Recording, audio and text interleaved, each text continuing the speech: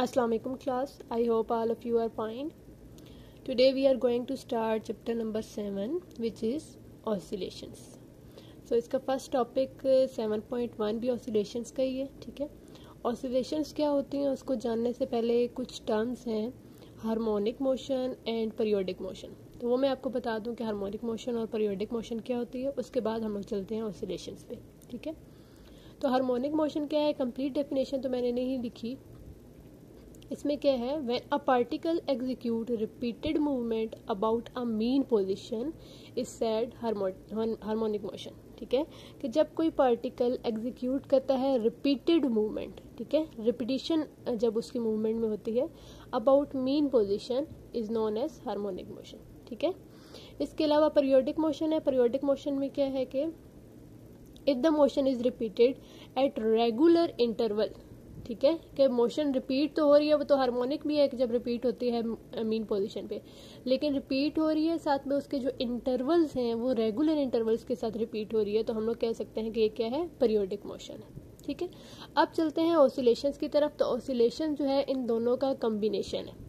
ठीक है ना, कैसे, इसकी डेफिनेशन क्या है, to and fro motion of a body about mean position at regular intervals of time. कि जब कोई body to and fro motion करती है, टू एंड फ्रो मोशन जैसे स्विंग की होती है, आगे पीछे. ठीक है, तो टू एंड फ्रो मोशन जब कोई बॉडी करती है about mean position at regular interval, कि उसमें मीन पोजीशन के अराउंड भी होती है. ठीक है, और साथ में जो टाइम इंटरवल्स हैं जो वाइब्रेशंस के दौरान है वो भी क्या होते हैं, रेगुलर होते हैं. ठीक है, तो हम लोग कह सकते हैं कि ये ऑसिलेटरी मोशन है, या इसको हम लोग कह सकते हैं कि ये ऑसिलेशंस है. ठीक है, इसकी एग्जांपल्स हैं कुछ, जैसे कि स्विंग जो झूला होता है. ठीक है, इसके अलावा स्टील बॉल रोलिंग, इन कर्व्ड डिश कह सकते हैं या सर्कुलर डिश कह सकते हैं. कि सपोज आप लोग कोई स्टील बॉल ले लेते हैं छोटी सी, ठीक है, उसको किसी कर्व्ड डिश में रखते हैं और उसको हिलाते हैं, तो वो क्या करेगा, रिपीटेड मूवमेंट करेगा. ठीक है ना, तो वो ऑसिलेशन में आ सकता है. इसके अलावा पेंडुलम, सिंपल पेंडुलम भी आप लोगों ने 9th क्लास में पढ़ा होगा कि वो क्या होता है, एक स्विंग होती है, स्विंग के साथ एक छोटा सा मेटालिक बॉब अटैच होता है, तो हम लोग कहते हैं कि उसके एक एंड फिक्स है, तो वो क्या बन जाता है, पेंडुलम. ठीक है, तो उसकी मोशन भी आ जाती है ऑसिलेशन में. इसके अलावा स्टील रूलर, बचपन में आप लोगों ने भी ये काम किए होंगे कि स्टील रूलर लेके उसके एक एंड आप लोग फिक्स कर देते थे डाइस पे. ठीक है, और दूसरा एंड जब आप उस पर फोर्स लगाते हैं अपने हाथ से, तो वो क्या करता है, वाइब्रेशन करता है ऊपर नीचे. ठीक है, तो ये भी ऑसिलेशन में आती हैं. ये थी ऑसिलेशंस और कुछ टर्म्स थी. उससे आगे 7.2 टॉपिक है टर्मिनोलॉजीज का, वो आपका इंक्लूड नहीं है. ये 7.1 भी आपका इंक्लूड नहीं था रिड्यूस सिलेबस के अकॉर्डिंग, लेकिन ये जब आपको पता नहीं होगा कि पीरियोडिक मोशन क्या है, ऑसिलेशंस क्या है, आगे कुछ और टर्मिनोलॉजीज हैं, तो वो फिर आप आगे चैप्टर अंडरस्टैंड नहीं कर सकते. ठीक है ना, 7.2 टॉपिक में कुछ टर्मिनोलॉजीज हैं, उनको डिस्कस कर लेते हैं. सबसे पहले है वाइब्रेशन.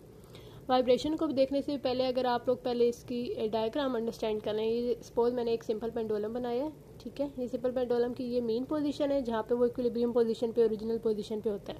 ठीक है, जब हम इसको डिस्प्लेस करते हैं, सपोज मैं इसको खींच के यहाँ तक ले आई हूँ, ये इसकी फर्स्ट एक्सट्रीम पोजीशन है. पेंडुलम क्या करेगा, मूवमेंट स्टार्ट कर देगा जब हम इसको छोड़ेंगे.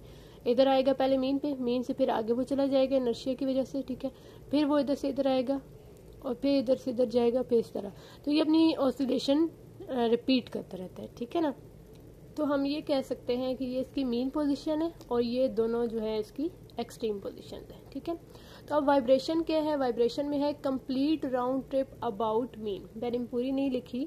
ठीक है, मैं दोबारा आपको बता देती हूँ. The complete round trip of a body about the mean position is called vibration. Complete round trip का क्या मतलब है कि सपोज ये मीन से अपनी पोजीशन मोशन स्टार्ट करता है, मीन से जाता है फर्स्ट एक्सट्रीम पे, एक्सट्रीम से फिर मीन पे आता है, मीन से फिर एक्सट्रीम पे जाता है सेकंड एक्सट्रीम पे, और सेकंड से फिर जब वो मीन पे आ जाता है तो इसका एक कंप्लीट हो जाता है साइकिल, एक पूरा ट्रिप कंप्लीट हो जाता है. इसको हम लोग कह सकते हैं कि ये वन वाइब्रेशन है.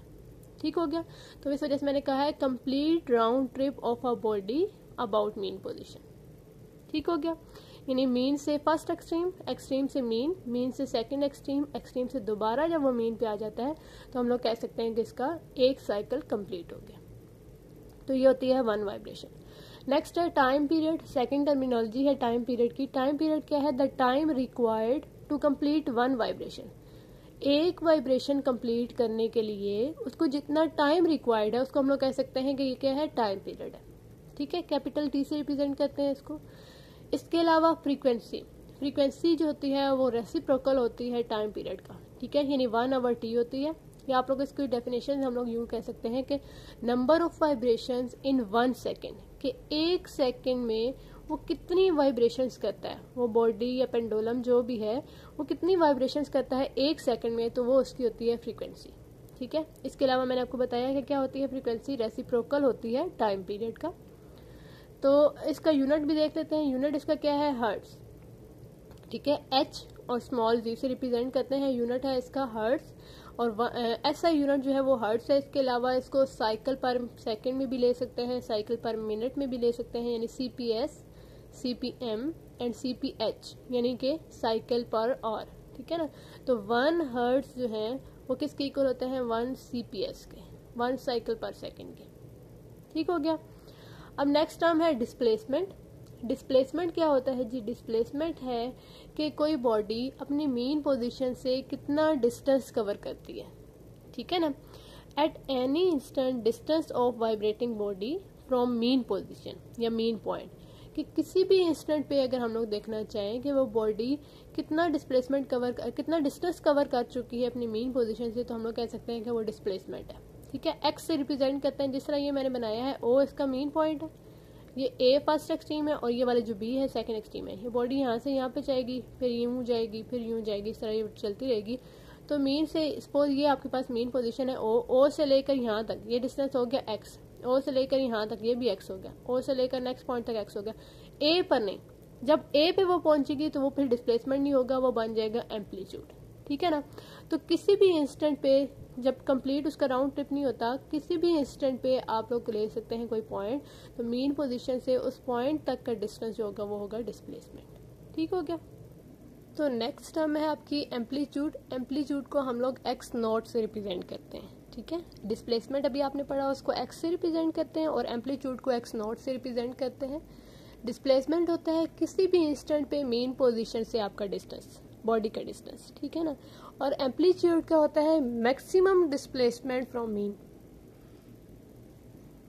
जैसे ये मैंने एक डायग्राम बनाई है, ए ओ बी, ओ इसका सेंट्रल पॉइंट है। ठीक है, ए और बी इसके एक्सट्रीम पोजीशन है, तो ओ से लेकर बी तक का जो डिस्टेंस है वो क्या आ गया, एक्स नॉट, मीन्स वो आ गया एम्पलीट्यूड। तो मैक्सिमम जब डिस्प्लेसमेंट होता है मीन्स एक मीन पॉइंट से लेकर एक्सट्रीम पॉइंट तक बॉडी कितना डिस्टेंस कवर करती है, तो हम लोग उसको कह सकते हैं वो क्या होता है, एम्पलीट्यूड।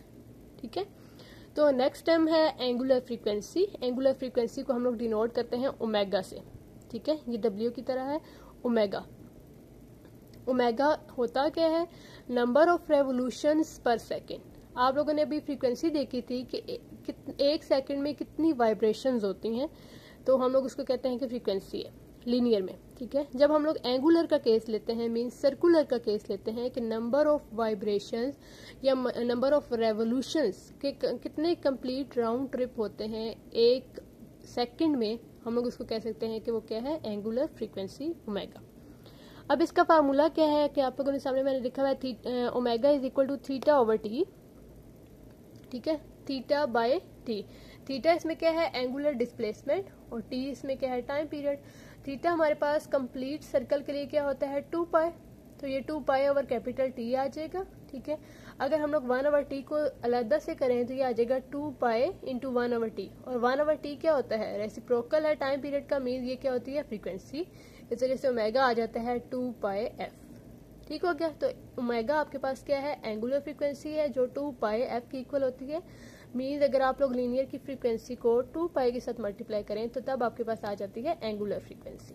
ठीक है, तो एंगुलर फ्रीक्वेंसी क्या होती है, सर्कुलर केस में होती है, हम लोग लेते हैं, ये हम लोग कह सकते हैं कि नंबर ऑफ रेवोल्यूशंस पर सेकेंड। ठीक हो गया, तो ये कुछ टर्मिनोलॉजीज थी 7.2 की।